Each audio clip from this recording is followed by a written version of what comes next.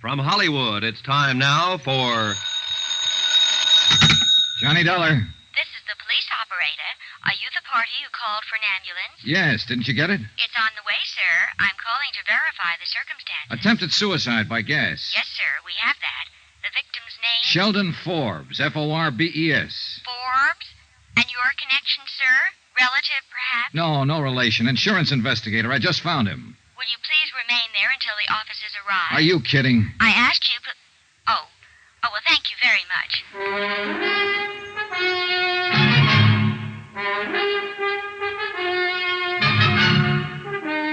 Tonight and every weekday night, Bob Bailey in the transcribed adventures of the man with the action-packed expense account, America's fabulous freelance insurance investigator. Yours truly, Johnny Dollar.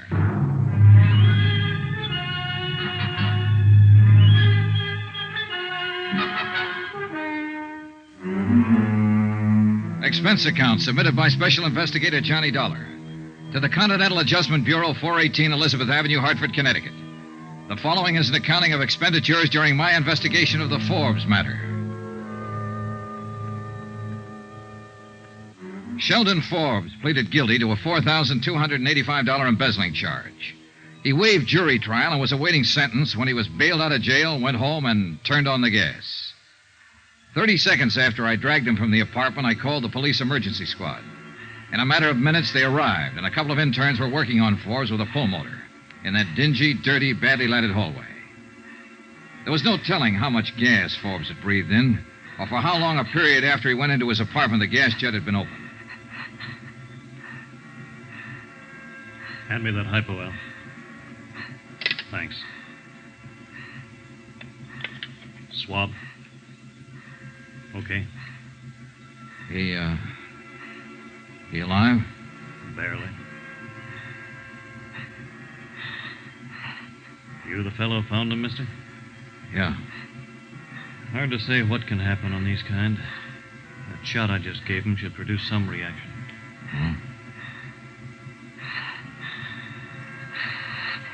This your place? His. You know who he is? His name's Sheldon Forbes. Nice-looking guy. Al, I'll need that. Yeah, thanks. I think we're getting somewhere now. Hey, look, can I help? No. Al, you better hand me one of those, too. Liable to be pretty sick if... Oh, hey, good. He's catching on. Yeah. Let's have a little increase, Al. Up it just a little. Okay. Hold it there.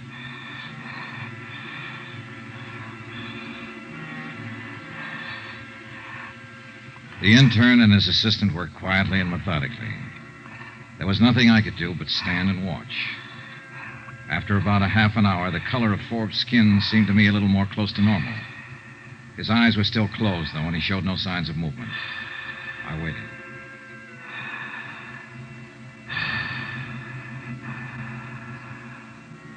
Okay, Al. You can kill the pull motor. Getting some pulse now. Respiration, too. Will he make it? Depends, mister. If he has any kind of heart condition, it'll be tough. We can tell more when we get him into a hospital. Nothing more we can do for him here. Okay, Al. Have the boys load him up. Let's get out of here.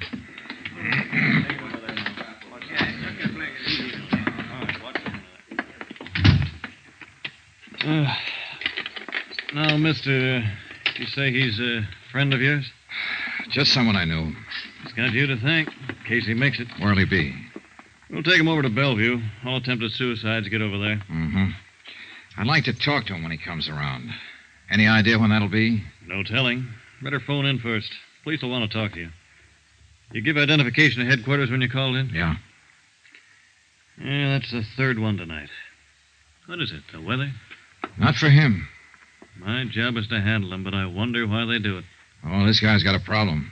He's out on bail, goes into court Friday to be sentenced. Embezzling charge. Oh.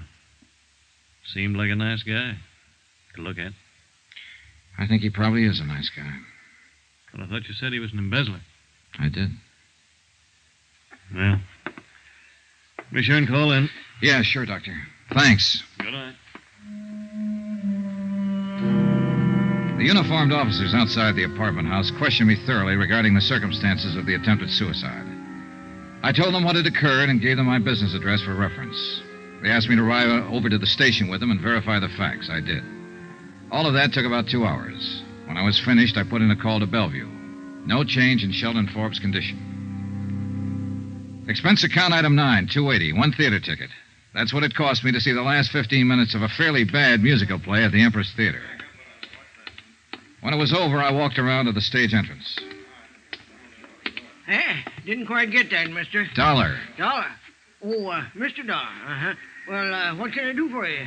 Between 6:30 and 7 o'clock tonight, a man came here to the stage entrance and talked to you. A lot of people talk to me here. That's my job, talking to them. One man in particular. His name is Sheldon Forbes. I don't remember nobody named Forbes. Well, maybe he didn't give his name. He was a tall man, about my size, 30 or so, dark hair, clean cut. Wore a tweed suit. Beats me. Did he come here to see somebody in the show? Is that it? He might have, I don't know. Well, how do you know he came here? I followed him. I saw him. Huh? It's a business, my business. I'm an investigator. Oh, wait now. Did he have a hat on tonight? No, I didn't. A short haircut? Yeah, do you remember him? Sure. What's he done? Struck me as a nice young fella. He's been around here a lot of times. Sheldon Forbes, yeah. I didn't recognize the name at first. Would you mind telling me why he comes around here? Comes here to see Betsy Walker, one of the girls in the show. Betsy Walker. Is she his girlfriend? No, don't think so. It's like this. He comes here asking to see her, and she never sees him. You get it? Yeah, I suppose so. Well, who is she? Oh, she sings here. Dances a little. Pretty girl. Have you ever seen her with Forbes? Well, I can't say. I guess not. Is she still here? Huh? Betsy Walker, is she still here? I'd like to talk to her. Well, she wouldn't be here this late. She finishes her bit in the second act. Could you tell me where she lives? No. I'm sorry, boy. I can't tell you that. All right. Well, where can I phone her? Can't tell you that either. Now, why don't you drop around tomorrow? It's important tonight. Hey, look, would you do me a favor? Depends. What is it? Would you telephone Betsy Walker? Tell her my business and ask her if she'll see me. Well, suppose I can do that all right, Mr. Dollar. Take a chair there. I'll see what I can do for you.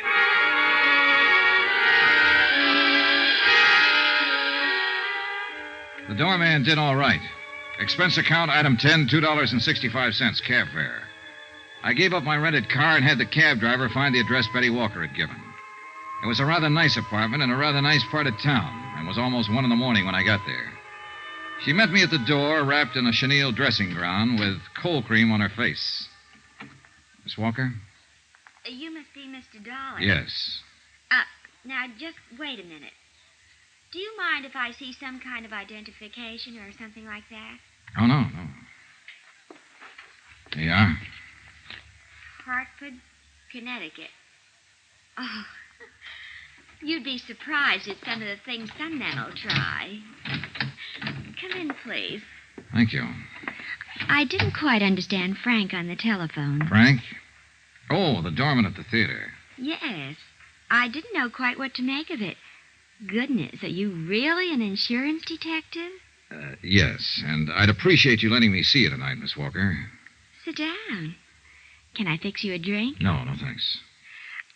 Frank mentioned something about Forbes. You're here because of him? Yes, Miss Walker. I understand that you know Forbes. No, not exactly. That is.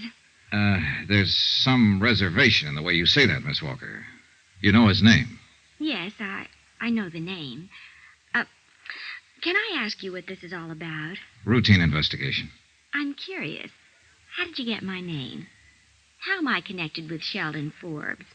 That's what I'd like you to tell me. Well, first about my name. Forbes was at the theater earlier tonight asking for you. I understand he's been around there quite a bit. Yes. I really don't know how to tell you this, Mr. Dollar. I've only seen that man once in my life, honestly.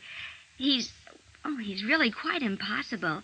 Oh, dear, this is so embarrassing to try to explain this. Maybe I can save you some embarrassment then if you'll answer one question. Sure, why not?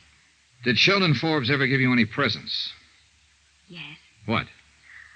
Well, That cigarette box on the table there. And the lighter to go with it. Tiffany's. Pretty, aren't they? Yeah, very. Also expensive. What else? Well, let me think. Oh, no, that wasn't from him. Oh, that was the lamp over there. Mm-hmm. And a fur stole. May I see it? I'm afraid I gave that away. You did? I gave it to my kid sister who was visiting me last week. I already had one. Oh, I see. What else did he give you? I think that's about it. Except for orchids that used to come every night. 12 orchids every night for the last month. You only saw him once, and he gave you all these gifts? Dear, I know how that must sound. Look, it started a month or so, I guess. I got a card in my dressing room one night asking me to dinner. It was signed Sheldon Forbes. So? Well, I'd never heard of anybody named Sheldon Forbes, and I just tore the card up. But every night after that, I kept getting orchids and the card. And then the gifts started to come. The cigarette box first. That's when I saw him. Uh-huh. I didn't even dine with him, Mr. Dollar. We had one drink, and I told him I had a headache. I see. But the gifts still kept coming. Flowers, invitations. I ignored them. I tried to send the things back, and I didn't know where to send them. Some I gave away, and some I've kept. I didn't want his gifts. He was nice, but I just didn't want anything to do with him. When I did meet him, he was so different than what I had imagined. Gee, I've had my share of stage door Johnnies, but this man was... Well, he just couldn't say a word without stumbling. He had no poise, no sophistication, nothing. All he had was money. He told you that? He didn't have to. Those gifts... Well, he didn't have money, Miss Walker. He worked for $82 a week as a bookkeeper. You must be mistaken. I'm afraid not. He stole the money to buy you all these things. Well, for heaven's sake. For heaven's sakes, and you caught him? Yeah. Forbes tried to commit suicide earlier this evening. Suicide? Oh, no. I'm sorry I had to come to you to get this information. He's refused all along to tell anybody what he did with the money. Will he go to prison? I'm afraid so. Oh, but it's crazy. We had nothing. He's just a name to me. He means nothing to me. Yeah. But apparently you mean something to him.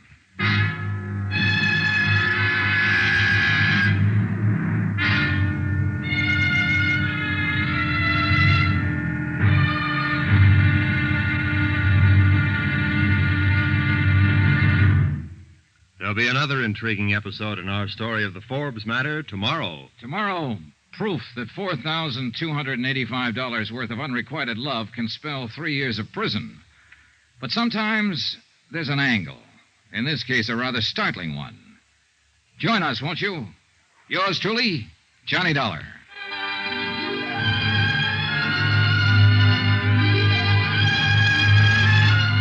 Yours truly, Johnny Dollar, starring Bob Bailey, is transcribed in Hollywood. Written by John Dawson, it is produced and directed by Jack Johnstone.